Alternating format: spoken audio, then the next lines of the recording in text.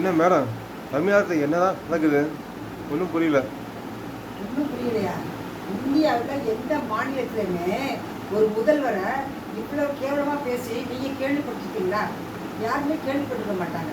ஒரு போராட்ட குழுவினர் குப்பை பறக்கிறவங்க போராட்டம் பண்ணுறாங்க. போராட்டம் பண்ணட்டும். அதுக்காக ஒரு தமிழக முதல்வரை வேலை கொடுத்தவரை, சம்பளம் கொடுத்தவரை, இத்தனை வருஷமாக சோறு போட்டவரை, உங்களோட ஈக்குவலாக உட்காந்து சாப்பிட்டு டீ குடிச்சிட்டு போனவரை எவ்வளோதான் கொச்சப்பட்டு பேசுறீங்க.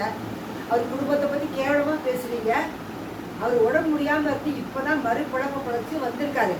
ஒரு குப்பைக்காரம்மா சொல்லுது போராட்டத்தை உட்காந்துட்டு, அவருக்கு எத்தனை ஆஞ்சியோ பண்ணாலும் அவர் திருப்பி வரவே மாட்டார். அவருக்கு சரியாகாது.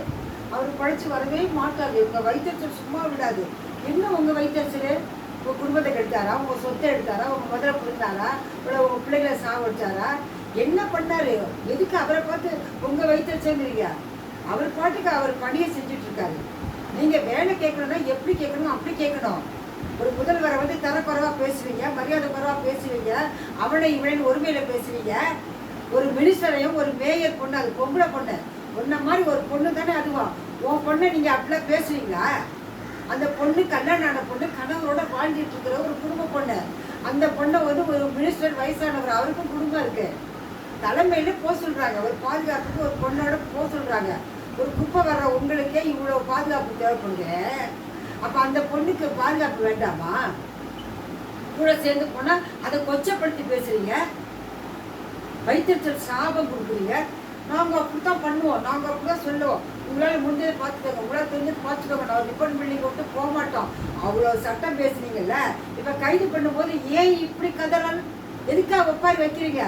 சிரிச்சுக்கிட்டே கையை காமிச்சுட்டே போய் போலீஸ் வேன்ல ஏற வேண்டியதானே? நீங்க ஒழுங்கா போய் போலீஸ் வேன்ல ஏறினா போலீஸ்காரங்க ஏன் உங்களை அடிக்க போறாங்க? நீங்க அக்கிரமம் பண்ணுவீங்க, அநியாயம் பண்ணுவீங்க, தமிழக முதல்வரையே தரக்குறைவா பேசுவீங்க, ஒரு மினிஸ்டரை பேசுவீங்க, ஒரு மேயரை பேசுவீங்க. அவங்க வாயை மூடின்னு இருக்கணுமா? இது எந்த நாட்டுல இந்த சட்டம் இருக்கு சொல்லுங்க பார்க்கலாம். முத்தமிழ் அறிஞர் டாக்டர் கலைஞர் 5 முறை முதல்வராக இருந்தவர்.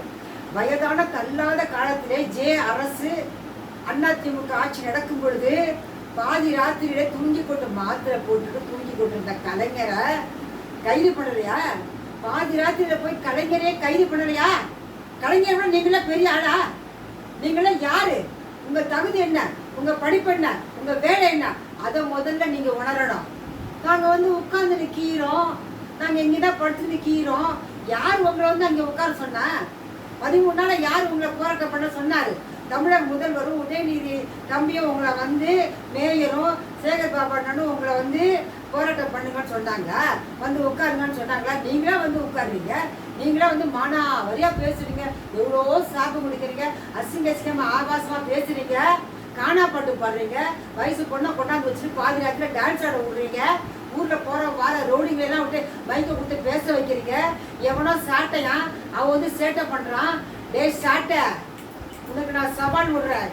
நீ சரியான ஆம்பளையா இருந்தா, உங்க ஆத்தா ஒருத்தனுக்கு பெற்றிருந்தா, நீ தனியா வந்து சிஎம் வீட்டு வாசல் என்னன்னு குரல் கொடுறான். அண்ணன் அறிவாலயத்துக்கு வா, நானும் வரேன். நீ சரியான தனியா வாடா. பொம்பளைங்க பின்னால நின்றுங்கன்னு, பொட்டச்சிங்க நடுவில் நின்றுங்கன்னு குரல் கொடுக்குற, யூடியூப்ல பேசுற, ஒழிஞ்சுக்கிட்டு தெரியுற.